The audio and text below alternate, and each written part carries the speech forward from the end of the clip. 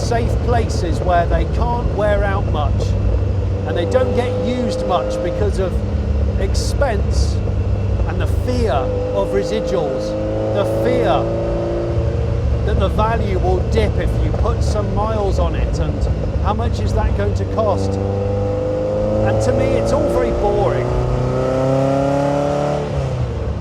But then you got this. This is a 1983 Ferrari 308 GTS QV. But more importantly, this could be, we think, the highest mileage Ferrari in the world. Yes, and it's not broken. It runs, it drives, and it's actually for sale right now. And in this episode, I'm going to meet the guy that owns it, find out how the hell it's gone to the moon and back a bit and stayed like this. And I'm going to actually find out whether or not they drive well, because I've actually never driven a 308 in my life. I'm Tom Selleck, and this is The Late Break Show.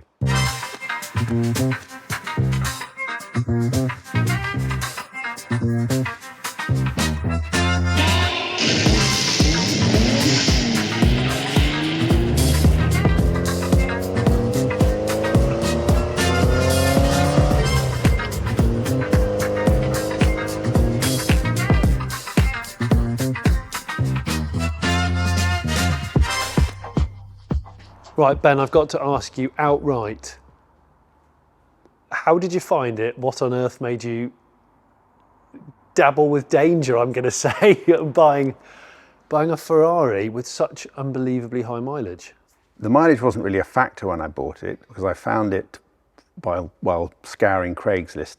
And no danger to that. And felt, well, I'll just, that was it looked like a nice car. I looked at the mileage, and strangely enough, I looked at the mileage and thought it had done 25,000 miles. I didn't really think about it. I just, 25,000 miles. Obviously, as I said before, a little dyslexia creeping in there, obviously, a little number blindness. And it was only when it arrived and I opened the container, because I didn't see the car before I bought it. Yeah. But which was one of the exciting things about buying cars sight unseen is, you don't know until you open the container doors at the dock what you're actually going to get. You know? Or if it's even, there's a car in there, of course. Sending the money, to America, but everything was fine. And I sat in the car and I looked at it and I just found myself staring at the mileage and thinking, I've got that wrong somehow. and of course, and I thought, 250,000 miles. But of course, over time, that became, for me, because it drove beautifully. Did it? Because it had done so many miles, it had been properly used, and everything was really nice and sort of, it was kind of usable. It was a usable drive, as opposed to everything being sort of out of kilter because half of it was worn and half of it wasn't, sort of thing. So yeah, you got in it and went, okay, I've bought a 250,000 mile Ferrari. Whoa. And I can't send it back. And you didn't even get a specialist to look over it first? No, the thing is, I started life as a mechanic, so I mean, I'm pretty okay with mechanical stuff. So and also you take a view, don't you? If you're buying something sight unseen, you can't be sort of, you can't be critical about it. You've got to accept the warts and all, whatever you get. And I bought about 13 cars like that, and in fact, they were all good. There was not one that came out of the container that I went, oh dear, I've really bought a pup. I was very surprised, actually, because the odds are... Did you just go on some sort of Craigslist rampage? I did. I just found myself sitting there going, I've got nothing better to do, and I just went, and I did it all over a period of a week. I bought 13 cars in a week. So when you got the car, you opened the container, it was a real car, described honestly. Yeah, and all round it was good. It was in good order. The bodywork as we see it now is pretty much as it was when it came out of the container. I've obviously done a few things during the course of the upgrade, well, not upgrades, but the refurbishment. We've done a few things like just refinish the grills and things.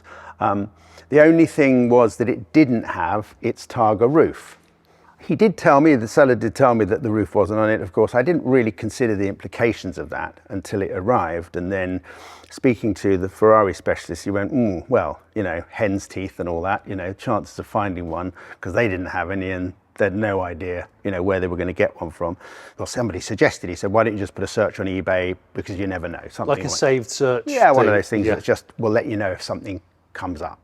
And of course, he also said, well, when you get said new roof, if you find one even, we'll have to fit it because they're all hand fitted to the cars because obviously all the gaps and everything were all different. And, you know, each roof was fitted because they were Ferrari build quality. Well, exactly. And of course, they're fiberglass roofs, so they had to be made to the, you know, cut to the car and everything. So I didn't really think any more of it.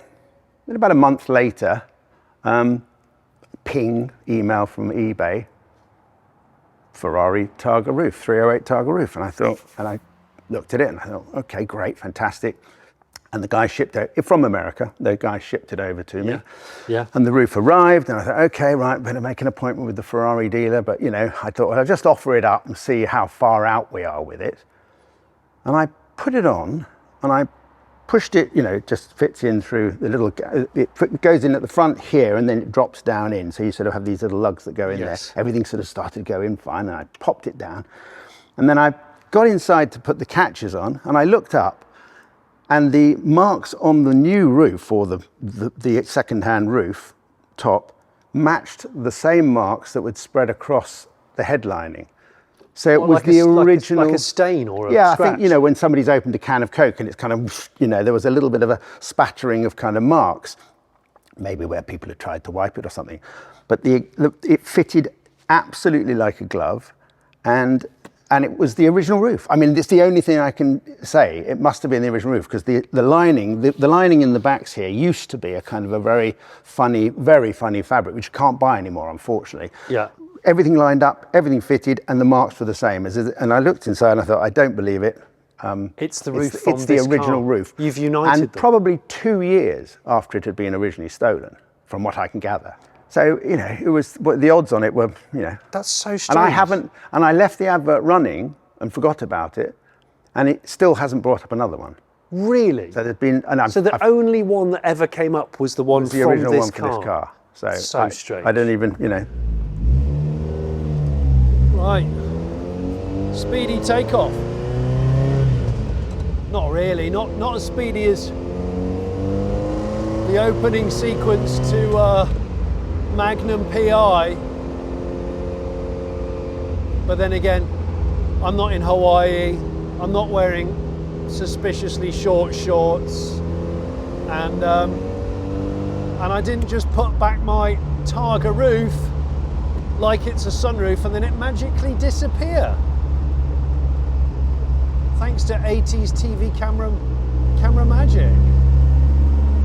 But instead we're on the back lanes of Surrey and we're in a 308 GTS being the Targa model, with dogleg first, signature Ferrari chromed gate, and now all of these cars were fuel injected from I think 1980 or 81, and this car being an 84 is one of the latest. Production started in 75, ended in 85, and this is a QV, a Quattro Valvoli, so 4 valves per cylinder. Being US model, the power was always down because of federal bollocks, and I think the Quattro Valvoli pushed the power back up a bit, but still compared to the European models was down. So on paper, you know, not a very powerful car really by today's standards, and the weight wet is I think around the 1400 kilo mark. Power I think on this is about 237-ish. Driving position, interesting. Pedal box is off that away, steering wheel is sort of this away. Remember, I'm driving it in left-hand drive form, which is the way it would have been designed by the Italians, so it's not about the right-hand drive conversion. But I have to say, seat is really comfortable, gear shift is really close to hand, and in this raised console, steering lightens up beautifully above 25 miles an hour, which is what you'd expect it to do. And these roads are quite narrow that I'm driving it on today, but I'm getting those kind of swooping haunched front wings, not as swooping and haunched as like the Dino, which is I guess the distant relative of this car. Remember, this was the first non-V12 Ferrari, I think, to wear the Ferrari badge, not the Dino badge. Historically, Enzo Ferrari refused to put a Ferrari badge on a V8 or a 6-cylinder Ferrari. Said it had to be a Dino. It's almost like a sub-brand, the early days of a sub-brand, I suppose.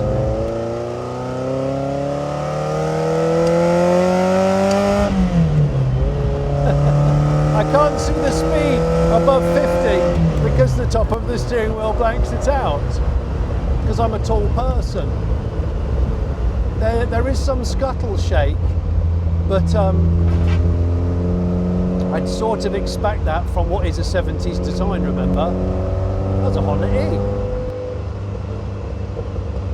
308 steering wheel, but the original comes with the car, it's actually in the boot. I guess I'm pretending that I could be on some island roads in Hawaii with dappled light. And yes, I'm wearing this shirt with a slight homage to Thomas Magnum, aka Tom Selleck. Was he called Thomas Magnum? I think he was called Thomas Magnum. But if you're of a younger generation, you'll have no idea who Magnum P.I. is. In fact, if I say Magnum, you'll think about a posh chalk ice. But Magnum P.I. was the 80s detective series, and that's what most people think about with a Ferrari 308. The 80s TV series with Tom Selleck wearing very short shorts and crime fighting in a borrowed 308, and a lip slug of which can only be rivaled by Mansell or Gordon Murray. Now, whilst we're on the subject of Magnum P.I, I've got a bit of a piece of trivia that's related to this, a 928. Coincidentally, Ranmore are also selling this 928 as well as that 308 that I've been driving. So, Tom Selleck, the actor, when he came back for the 8th and final series of Magnum P.I, he got a bonus of $350,000. And instead of just spending it on himself, he gifted the cast and crew with loads and loads of interesting things. The most important thing was his main 3 co-stars, he gifted them one of these each, a new 928 Porsche. Other people got stuff like actual cash and Rolex watches. I mean, Rolex is fine, but I actually prefer an Aquastar. That's really interesting, but there's a second 928 Porsche connection to Magnum P.I, and that is that Selleck originally wanted to have a 928 as the car to drive in the series. Now, I don't know if Selleck drove one himself, I'm not sure. They approached Porsche, and Porsche refused to modify the roof. They wanted to put a big sunroof or something in the roof for doing aerial shots in the series. There was also rumours that they would need to adjust the seat and modify the packaging of the car because Selleck's 6'4", but I don't buy that because you can easily fit in one of these if you're that tall. I'm 6'3", there's tons of room in here. On the other hand, a 308, he did need to actually modify the seating to fit Selleck in that car because you can't really fit in that car if you're 6'4". So there we go. Magnum P.I, synonymous with a Ferrari, but actually connected to a 928 Porsche. Condition-wise, the interior is clearly new because it looks amazing. Carpets, upholstery, everything, it's great. Well, because it had been really, really used, of course it was worn, but also it had been in a very hot environment, so all the interior leather had unfortunately just turned into cardboard. You know, it was extremely stiff, had no flex in it at all, and obviously we put everything back as it was, but it's just we changed the colour because the lighter interior is just something that I prefer, and it is an original Ferrari leather colour, this. So we kept it, you know, everything the same, all of the pattern in the seats and everything is the same. All we did was just, say, change the colour. But yeah, the interior let the car down very, very badly. You know, everything else was in, you know, very good order in terms of running gear and, you know, drivability. Do you know how it managed to get this many miles on it? Who were the owners or owner? Well, from what I could gather, the previous owner's father just used it as his everyday car. Clearly, he had another property somewhere away, and he would go to it, whether it was a ranch or something, I don't know. He basically would drive quite a long distance regularly. So again, it was long distance mileage. He'd have never done it around Houston, you know, driving around the city. Yeah. It must have, you know, it would have been over a long period. It would have been over the period he had it, and then just long mileage. So, Yeah. so I think, you know, the reality is that it was a used car by, for the most part, the original owner. He put most of the mileage. That's on incredible. It, so. I still can't believe the kind of mileage. And as I've said before on this episode, if you think that you know of a higher mileage Ferrari than this 260,000 mile 308, let us know, because I think in normal car mileage that's like 700,000 miles. In Ferrari, it's like dog years. Yeah. In Ferrari mileage, that is enormous. Yeah. Isn't it? Yes, indeed. But still the original block. You know, I know it's had an engine rebuild. Yeah, we've zero mile rebuilt the engine, so that, I mean, it's still exactly all the original engine. The gearbox casing is the lower part of the engine was replaced, but that actually is the same. It's just the sump, really. The gearbox in these engines, as everybody knows, is just a sump part of it. Yeah. And because the casing was broken, that was the problem. You know, you needed the casing. Yeah. The gearbox interior, of course, was replaceable, but not the casing. So they came with the casing, put that on, drove that a couple of years down the line. I went on another round, you know, little tour around northern France. It might be something to do with northern France.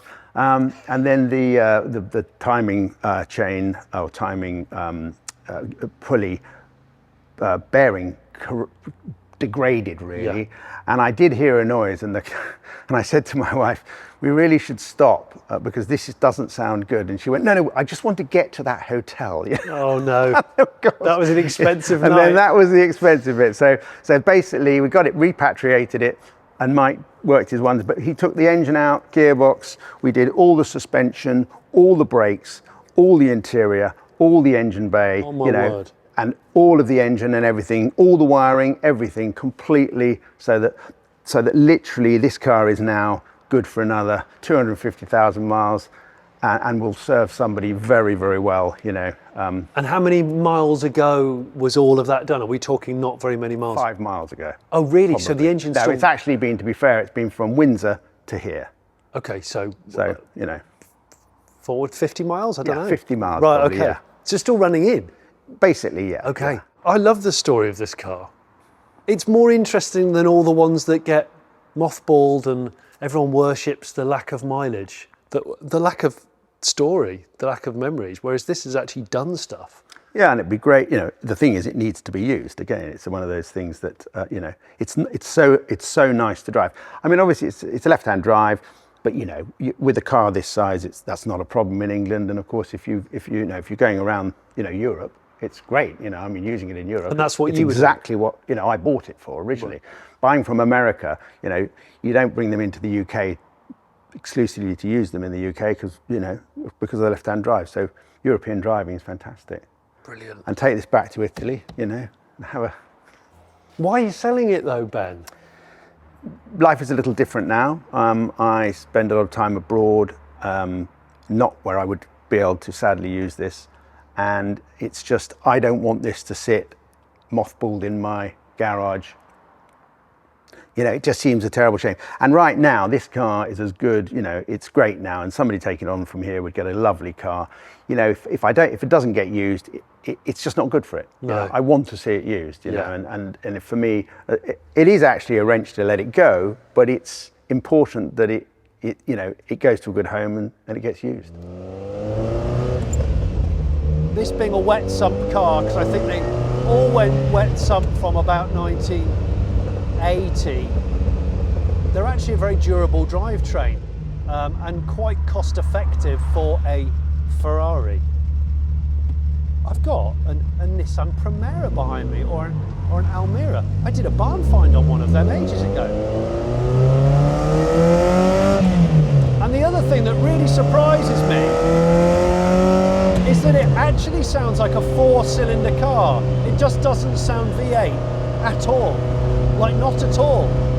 And there's even a whoosh under hard acceleration, which sounds to me like a turbo. It's quite odd actually.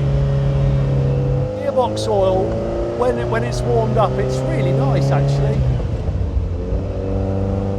And I know that this car is a bit of a, there are going to be people watching this saying this is a bit of a triggers broom, because yeah, it's done 260,000, but the engine hasn't anymore, and neither has the gearbox, and I'm pretty sure the suspension hasn't, or the brakes, or the interior, need I go on? But it kind of doesn't matter to me. The fact is that someone didn't break this car for parts, because it wasn't that bad. It just got used sympathetically for everyday use or very long regular journeys. And in this Ferrari bubble that people seem to live in, with obsession, absolute obsession for protecting their cars from mileage, high mileage and wear and tear, I just think it's sad and wasteful. You're saving the car for another generation or another owner and not really enjoying it for what it is. And it doesn't matter if it's a Koenigsegg or a bloody Ford Fiesta. Cars need to be used. They are just oily cogs and nuts and bolts, and they don't know how special they are.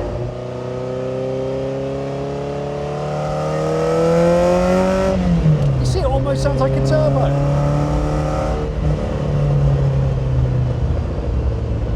And the other thing that I love about this, despite accepting its Ferrari build quality from the 70s/80s and ergonomics that weren't really thought through very well, is the fact that on these roads right now, today, where I'm driving this car, if I was in a 296 GTB, let's say, or a 488 Spider,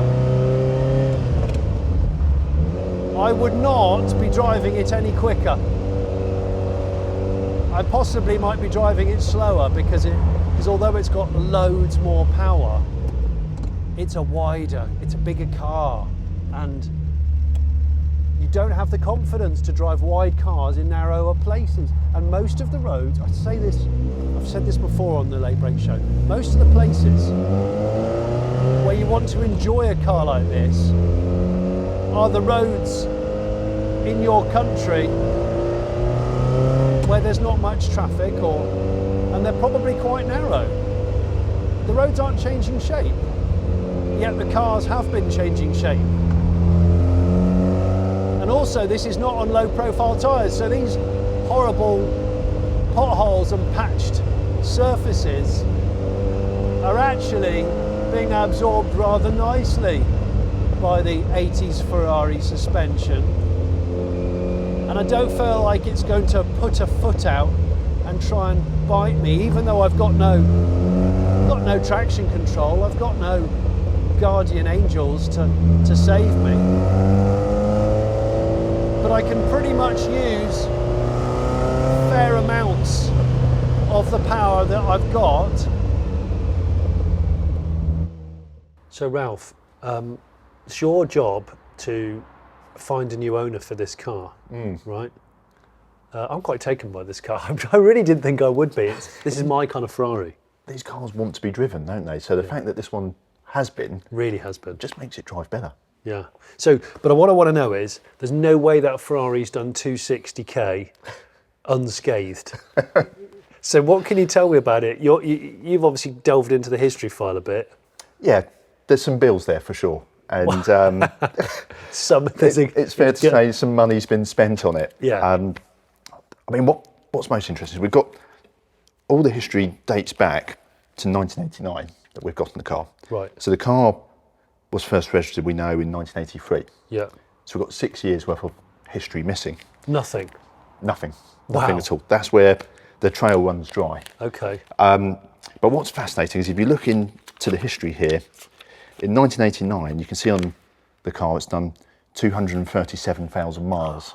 So it's clocked that up in its first 6 years of life. Whoa. So although we've got no history for that, I think it's fair to say that there's been a lot of money spent in those first 6 years to keep it running and keep it maintained for 237,000 miles in 6 years. That's airport taxi mileage. That's some serious daily mileage it's done. Yeah.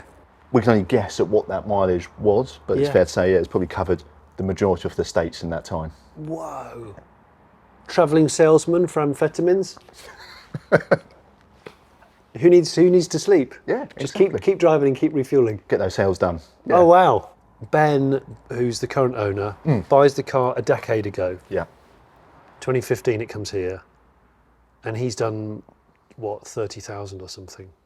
Which is, or 25,000? Yeah, it's probably done 10 or 15,000 miles, I think, in that time. So yeah, so that's where this history then starts to become really important, because over the past couple of years or so, that's when he spent the money. Yeah. That's when the gearbox went and the engine went, but he spent the money to do it properly. So he's had a 0 mile engine rebuild on it.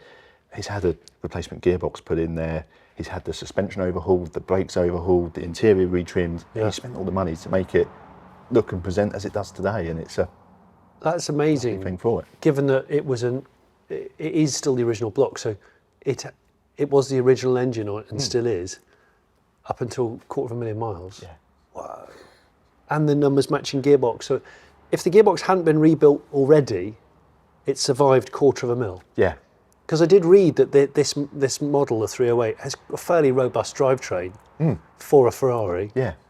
It's the first of their kind of modern engines, isn't it? at that Yeah. point, which And is you the- genuinely think, because you've done a bit of research, you genuinely think that there isn't a higher mileage Ferrari that you can find so far? From what I can find, yeah. I'll be interested to know if there is, but from all the research I've done so far, I haven't come across anything. I think the closest I found was another 308 GTS QV, also in the US, and that's done 240,000 miles. Okay. So it's another lifetime of Ferrari ownership away from this one. Yeah. And let's throw it out to you, the audience. Does anybody know of a Ferrari that's a higher mileage than 260,000 miles? If you do, write in the comments, give us some details, maybe some links, and I'd love to have a look. I'd love to know. Just out of pure curiosity. You don't win a prize. You don't win shit all, in fact. Not even a drive in that. Unless you want to buy it. How much is it? 85,000. Unless you want to pay 85 grand and try it out for yourself. So I set out today to find out really what a 260,000 mile Ferrari feels like. And I can tell you what it feels like. It feels like a really good Ferrari, and that's because this folder, as you saw, has a fair amount of builds in it, and it drives wonderfully. So if you want to be, a B-side Magnum PI, this is great. But I think the more serious answer to this is drive cars. Put miles on it, and those miles turn into memories. I hope you've enjoyed this episode of The Late Break Show. And if you haven't ever watched any of my own project car series, some of which are extremely high mileage, I'll put a link on screen for those. And if you want to buy this car, well, there's a link in the description for where you can go and have a look at the particulars of it. Thanks for watching.